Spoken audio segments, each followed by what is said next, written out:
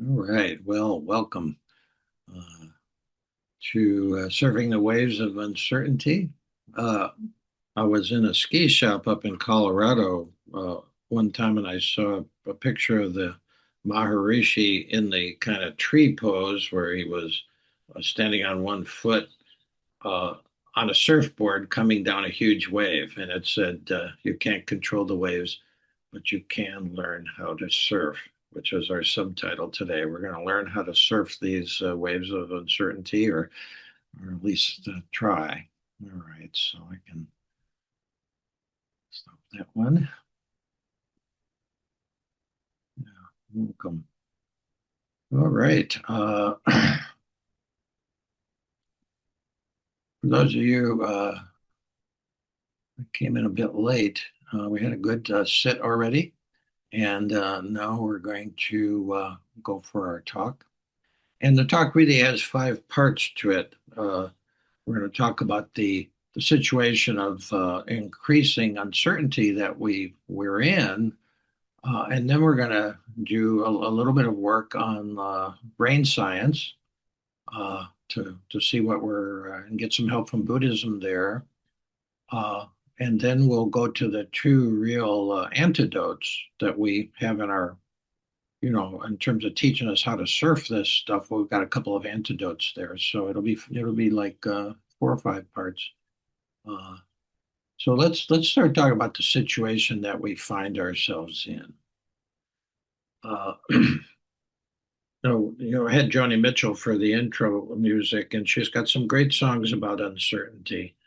Uh, the Circle Game, where she has this image of we're captive on the carousel of time, and uh, actually all the perennial traditions see time going in a circle. Spring, summer, fall, winter, back to spring, and you could say dawn, noon, dusk, midnight, dawn, that kind of thing. That they tend to see our lived experience on this planet in a circle. And as I was saying to the guys who are here for the first meditation, actually the Iranians, the Persians, were the ones who invented the idea of linear time. And of course, now, I'm looking on I got a little clock on my thing, and it's digital time. We've lost even the circular thing, and most young kids can't read a circular watch if they ever see one. They don't know what it is. 9:18 and 17 seconds right now. So there's some advantage to that for precision, but we've lost something when this circle game that we're in. And she also has a great song called Both Sides Now. She says, Joni says, I looked at clouds from both sides now, up and down, and I really don't know love at all.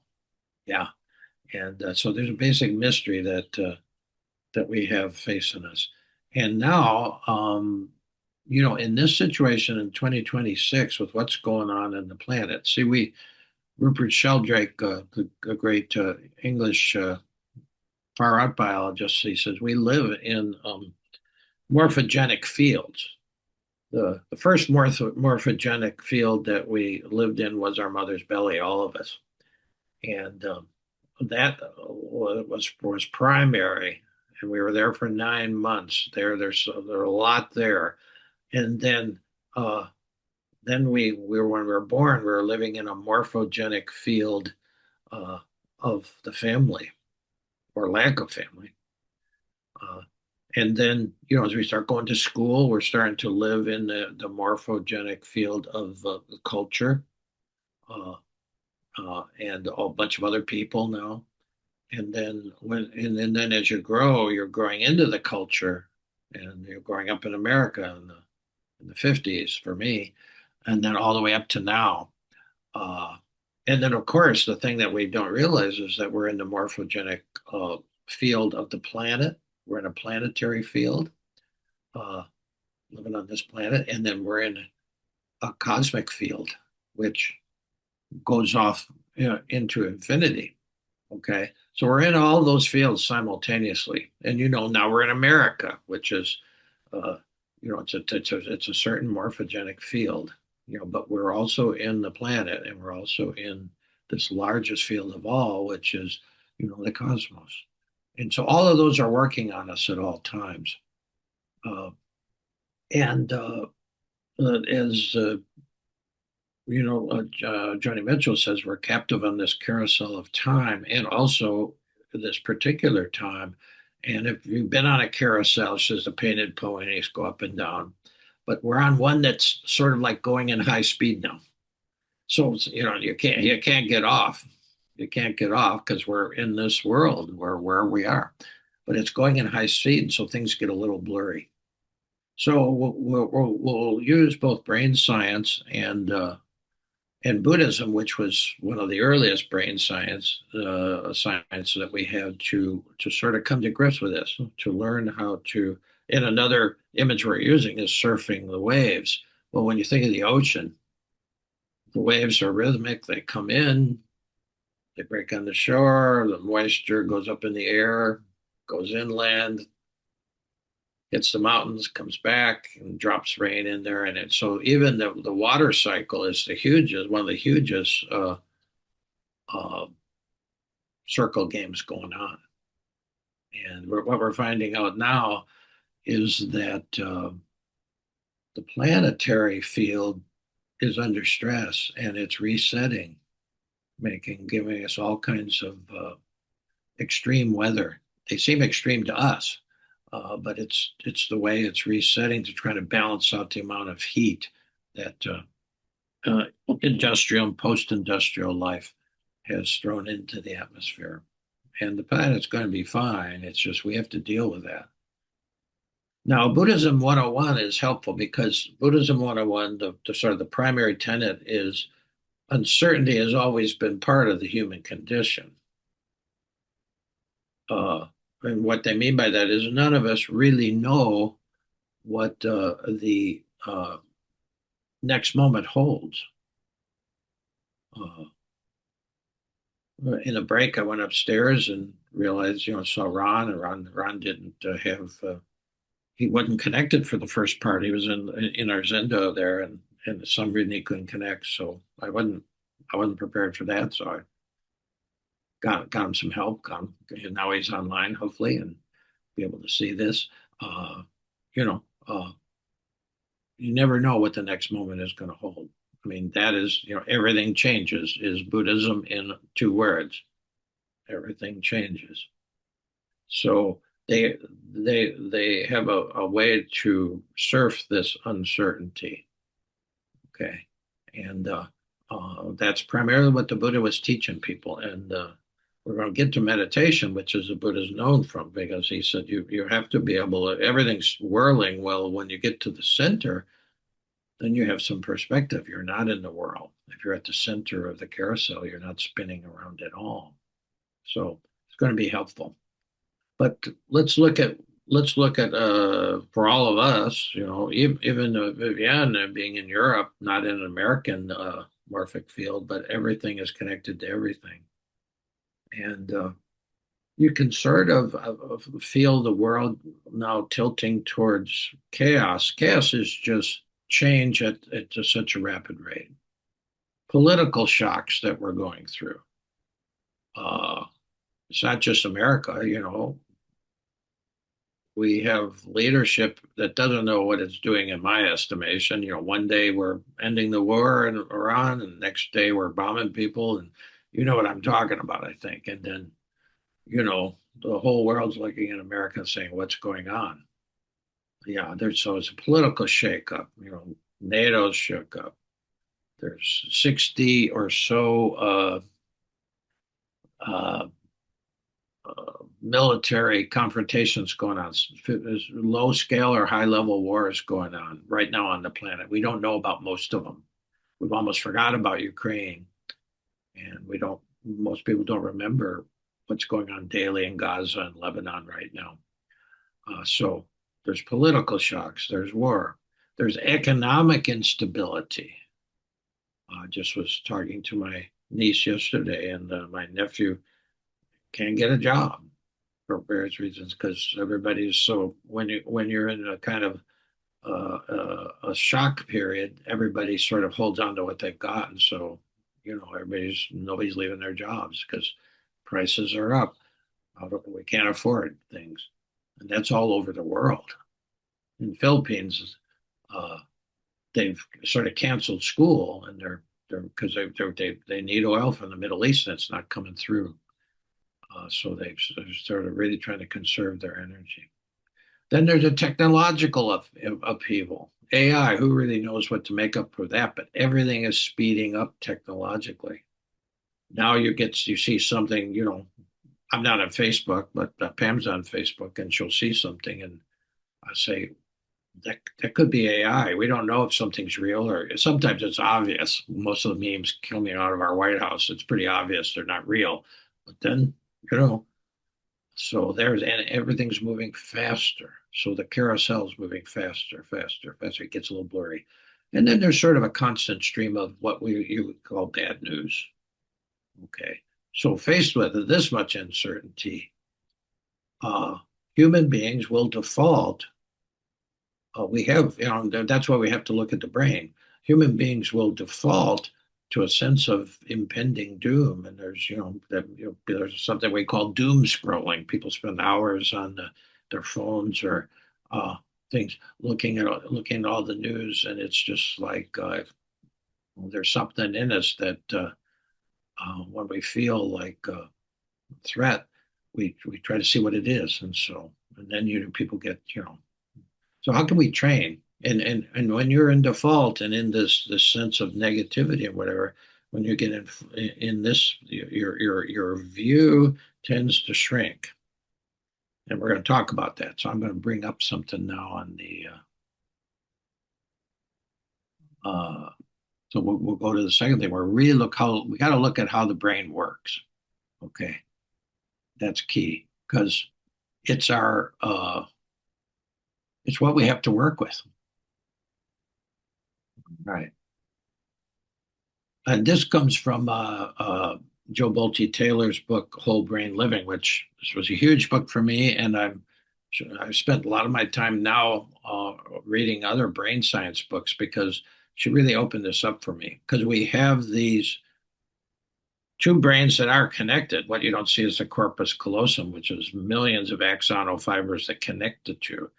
Uh, the problem is we're educated and we get trapped in the left brain, uh, and it shrinks things down. If you think of our corporate media, it only talks about what's going on in the United States here. You rarely hear about what's going on in Sudan, or we've forgotten Ukraine. Like I said, there's 60 armed conflicts going on in the world. We don't cover those. See, and that's a function of the left brain. Now, let's just look at, and if those of you who don't haven't really looked into this book, we've worked with it some, and later, I think in next month or in a couple months in July, we're going to have some more on this. But this is really was a breakthrough thing for me to realize we had two brains, and they're different, and they have different uses. And so let's look at the left brain first.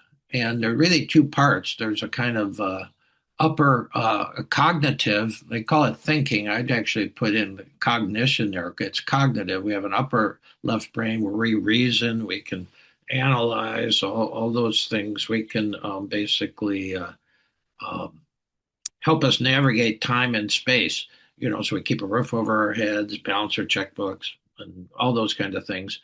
But it's basically the left brain is a survival operating system, and thank goodness for it. Because if you don't survive, you can't thrive.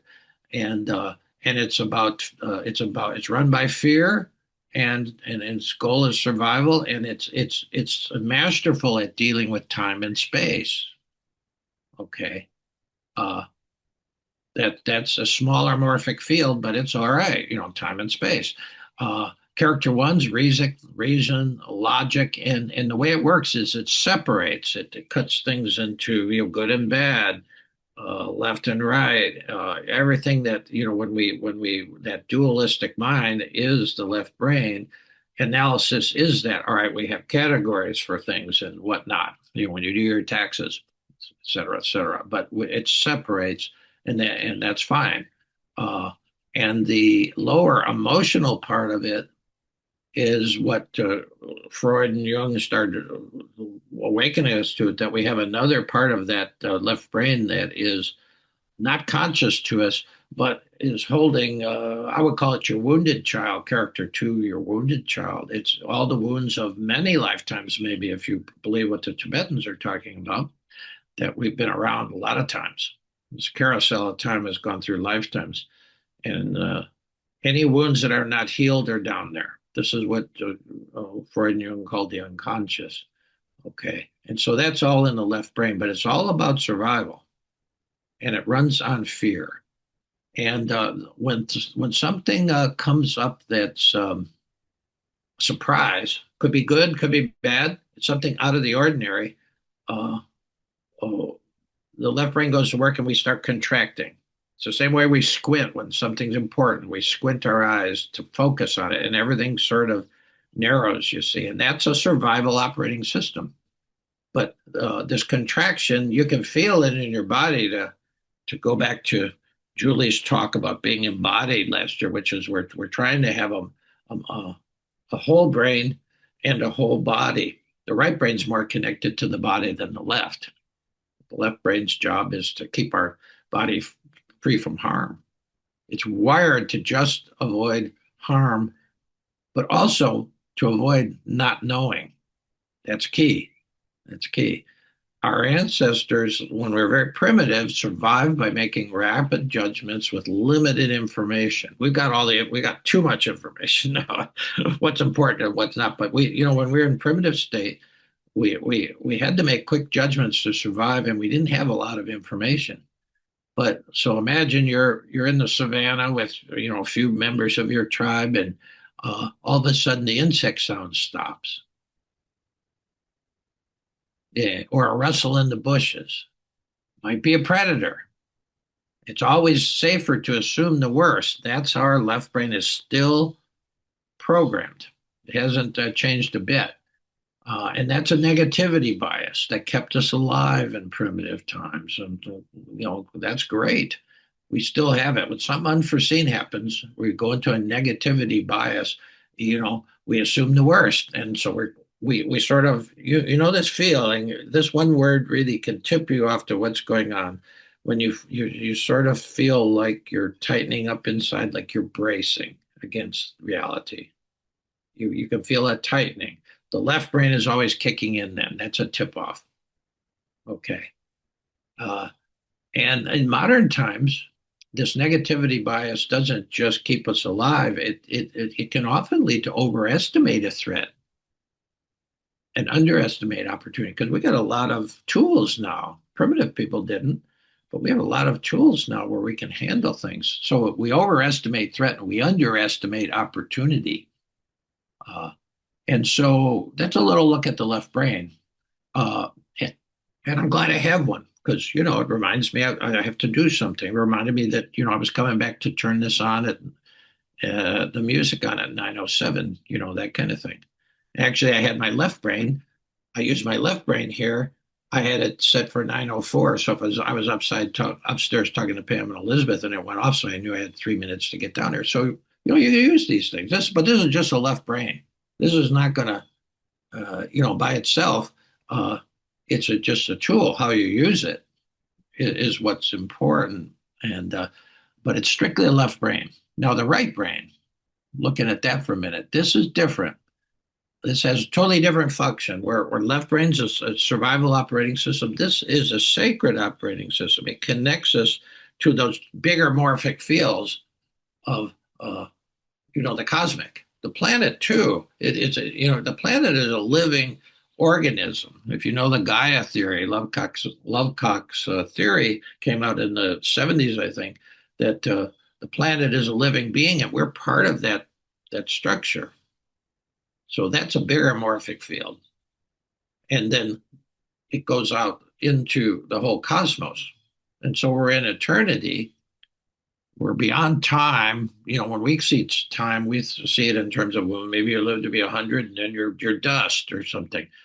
Well, There's a line in the Joni Mitchell song Woodstock where she says, "We are stardust, we are golden, we're 50 million years of carbon." We're part of this whole thing, and we are connected to the stars and the planet. She was talking about a beautiful line, talking about the bigger morphic fields, the globe, the planet, the cosmos.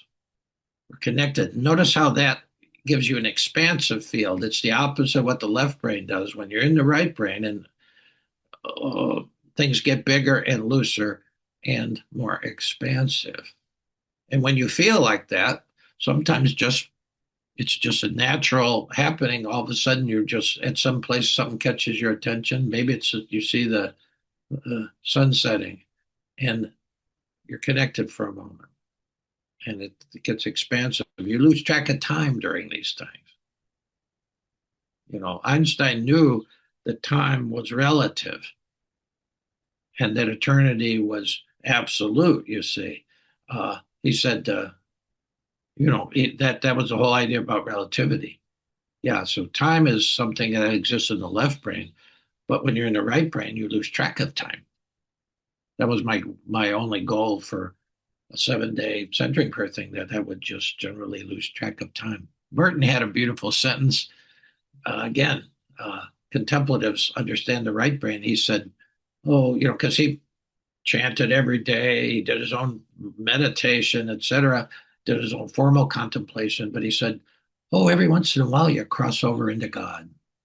Every once in a while you cross over into God," which is a perfect way of saying how it is.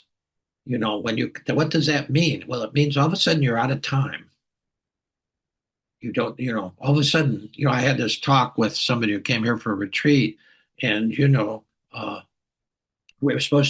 going to eat supper at 5:30, and it was such a good talk, and we were so much in the right brain. All of a sudden, it was 6 o'clock, and when I looked at the clock, I said, "Oh shit!"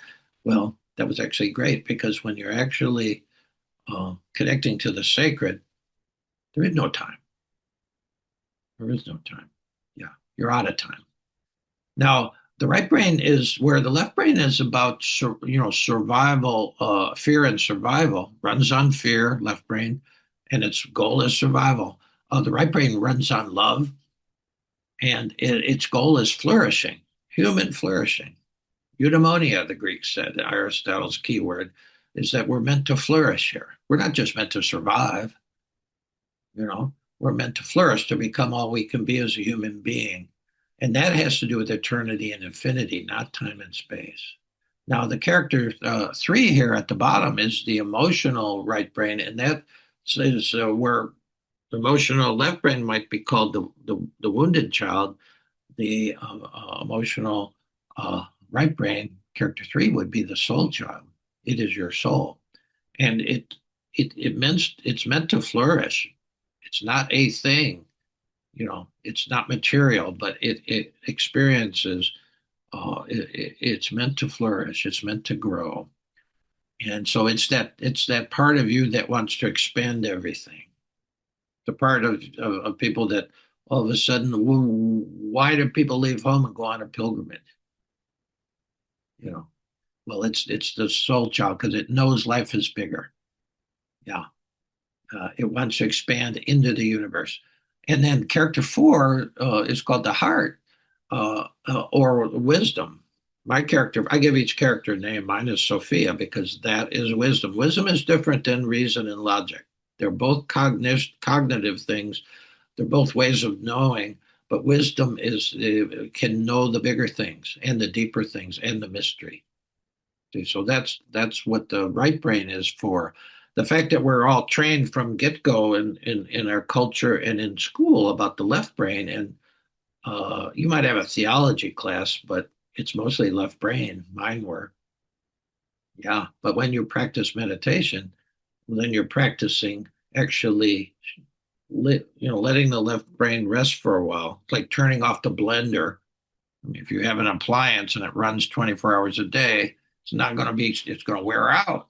And so the meditation is you let thinking, you lay thinking aside, you turn off the blender, and you're really going into the body and the right brain. The right brain's intimately connected with the body. Brain scientists say you get about 1 million impulses a second from the body.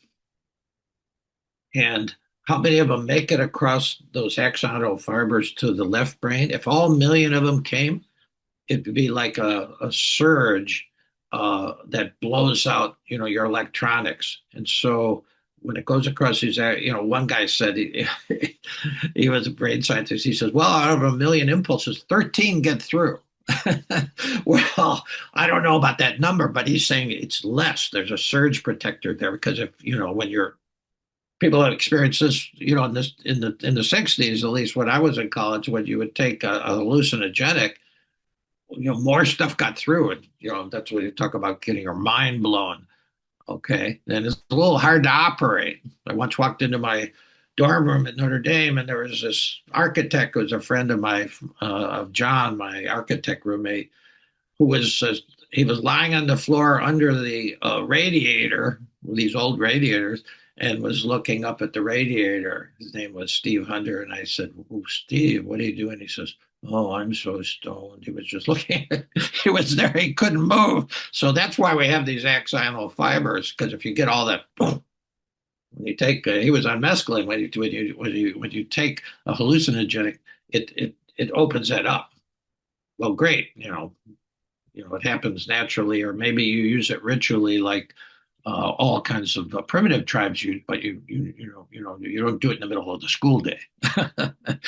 So anyway, so the expansion there. Now, in Buddhism, coming back to Buddhism, Buddhism knew about this, and they said they had this thing you might know about them, but if you don't, you should. They called it.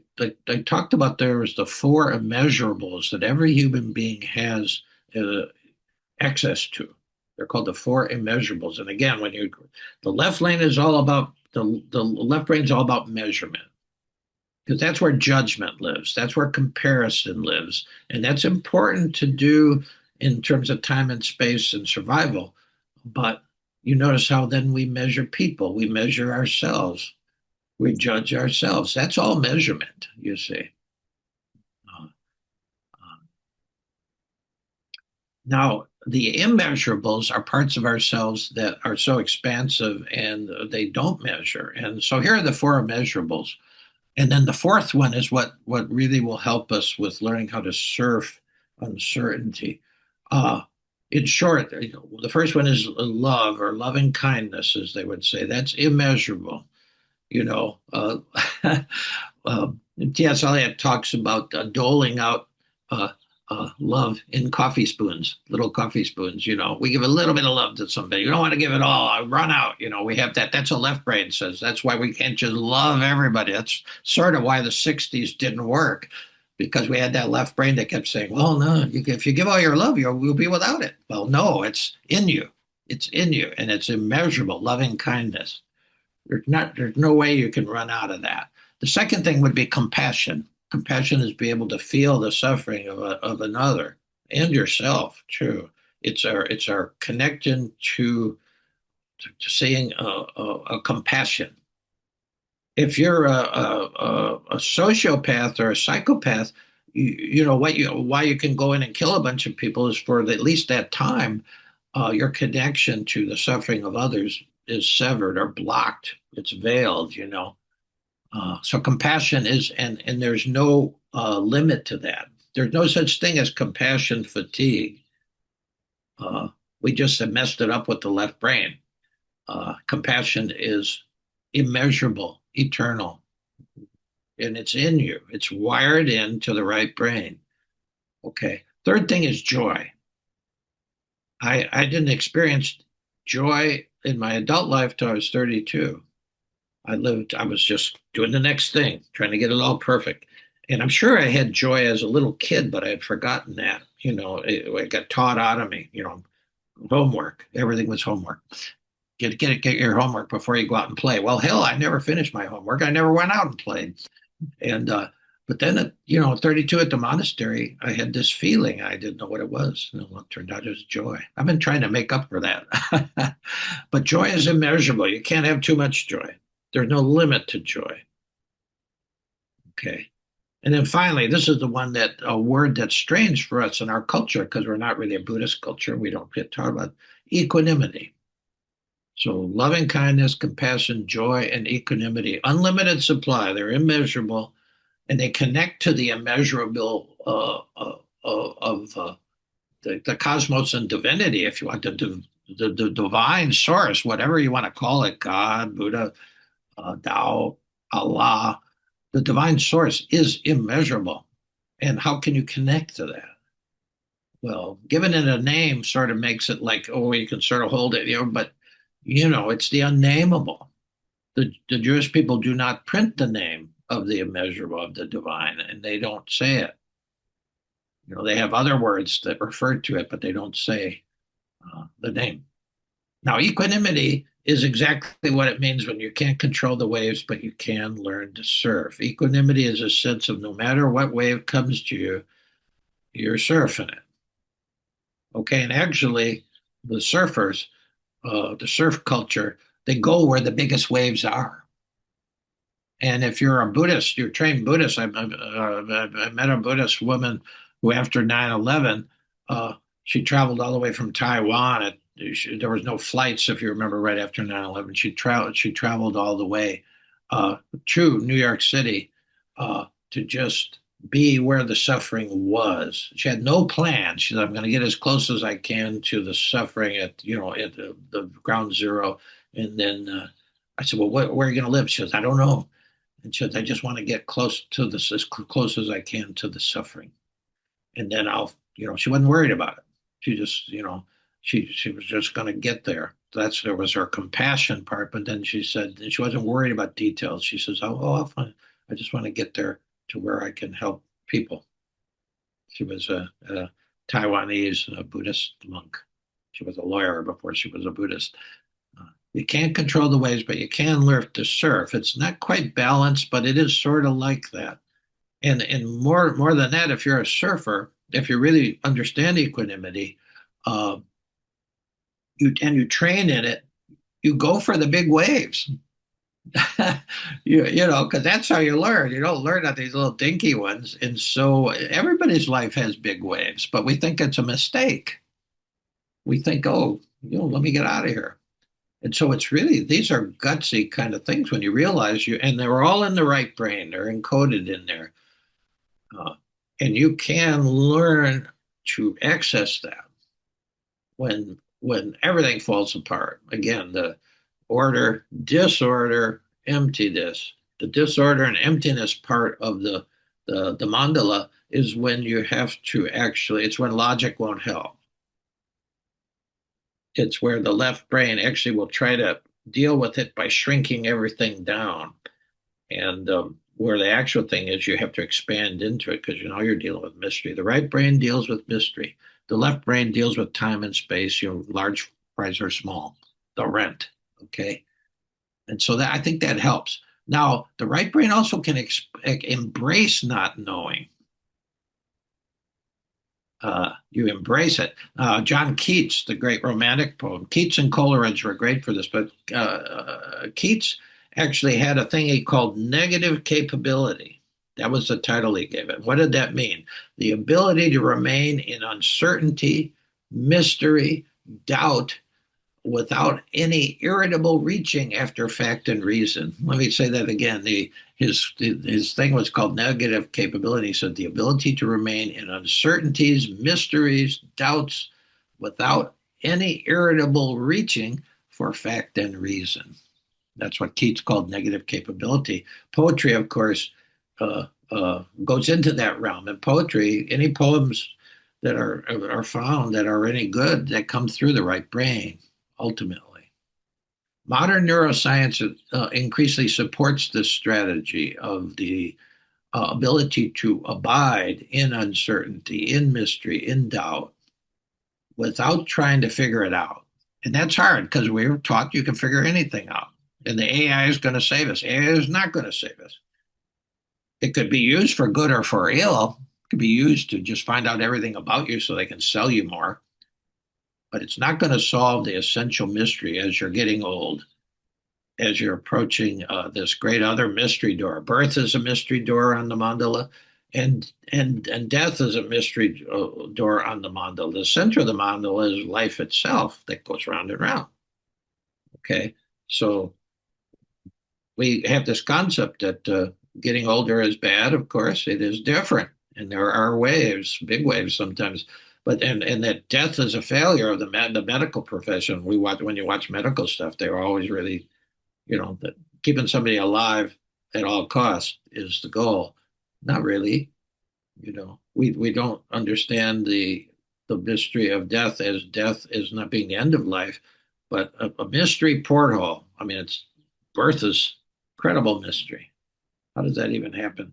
And then death, the same way you're just going in opposite directions. You're then in death, you're going through this bardo, the Tibetans call it, and then you're coming out if you want to. You can have some control over that. You can learn how to surf aging and death. The left brain just wants to stop the whole process. You know what I'm talking about.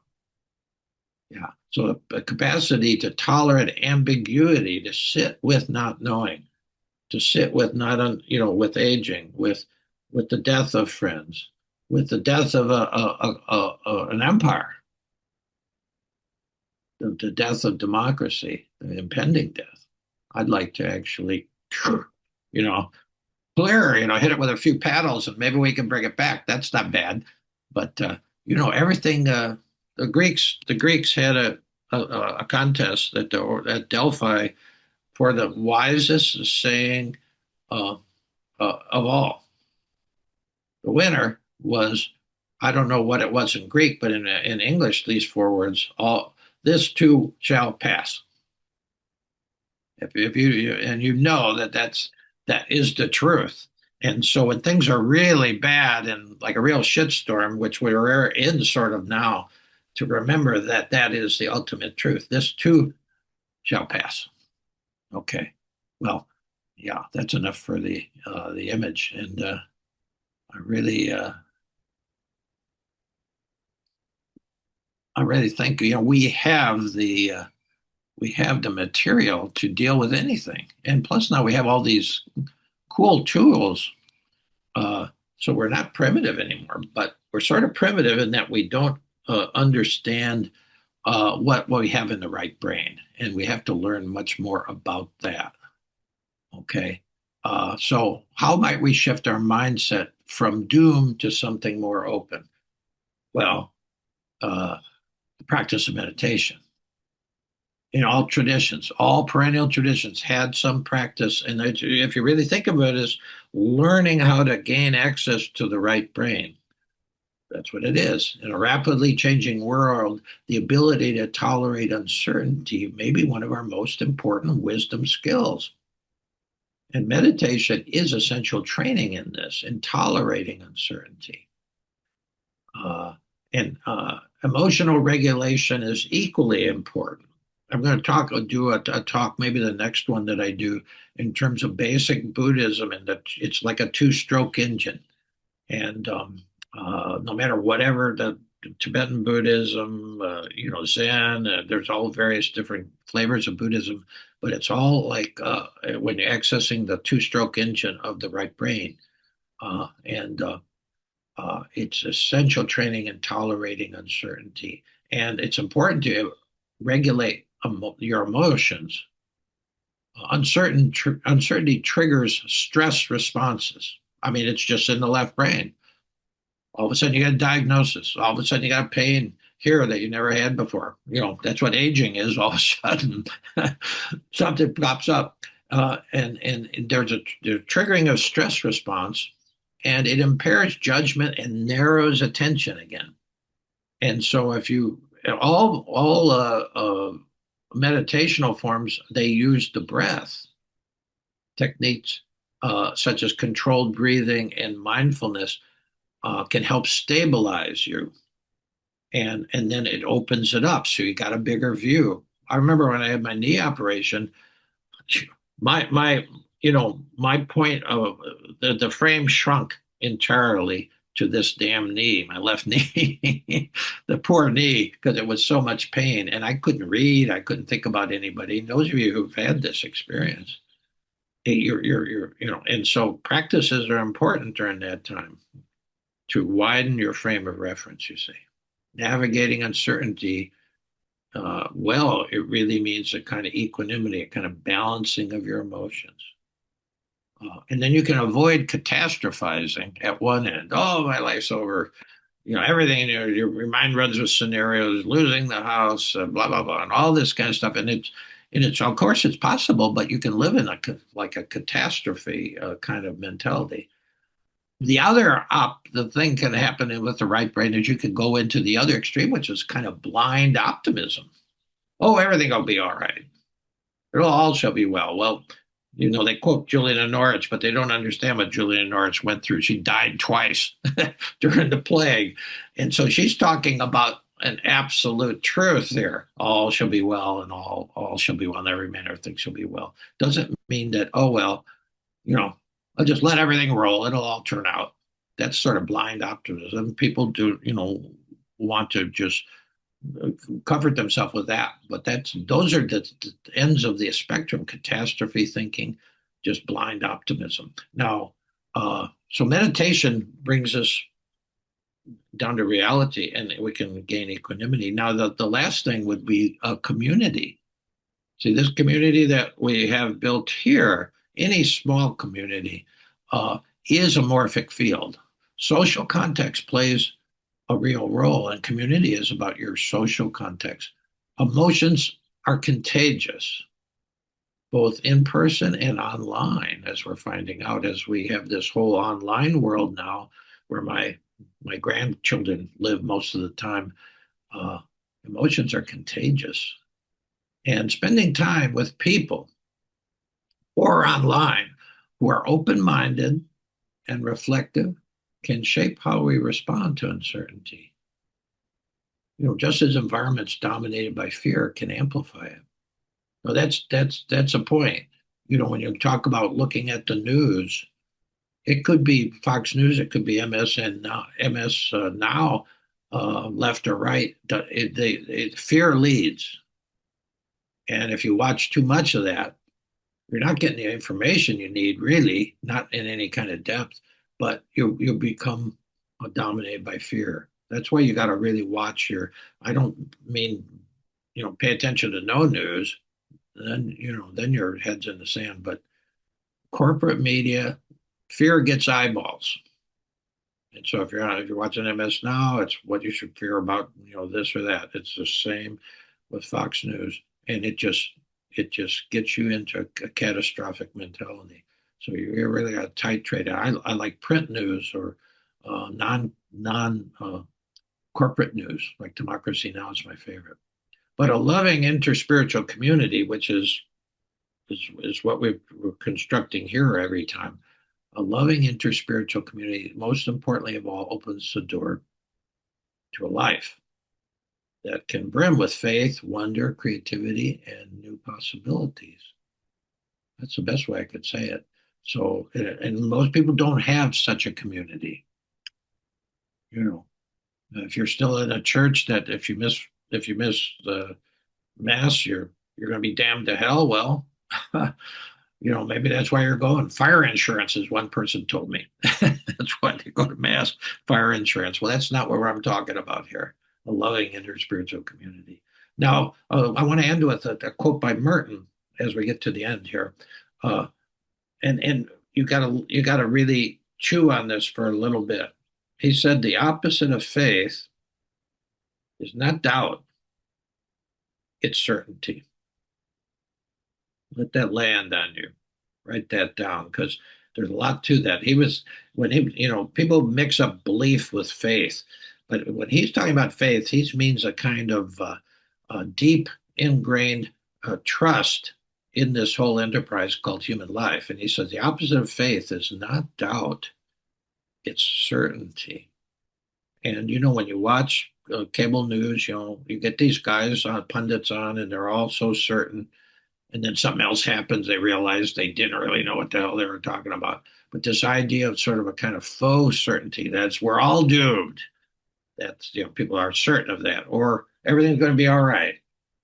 That's not what Merton called faith or trust or really lived experience at a contemplative level. The right brain is the contemplative platform, and if you practice and you get the ability of switching over when you don't need to be organizing things, you switch over, you live in that right brain. To make that switch in the right brain, you can experience what Einstein was talking about. Is the universe a friendly place or not? Well, hell yes. You don't have to take it on Einstein's word. You don't. The Buddha said, "Don't trust me. Run the experiment, do the practice, and see what you think." And that's what he means by faith. The opposite of faith is not doubt; it's certainty. So every time you sit, and we're going to take a break and then come back to do our second meditation. Uh, we're doing it. We're trusting that this experiment will yield that same thing that um, the people in all the traditions have come to. That yeah, this is doable. And not only is it doable, if you experience it over and over again, um, you get the sense that yeah, the universe is a friendly place. That's the left brain thinks that's bullshit. You don't know my life. Well, yeah. Anyway, so hang on to that statement for a while. The opposite of faith is not doubt, it's certainty. And you don't get that from anybody telling you that. That's why the Buddha said, don't take my word for it, run the experiment. And for him, the experiment was mindful living and meditation.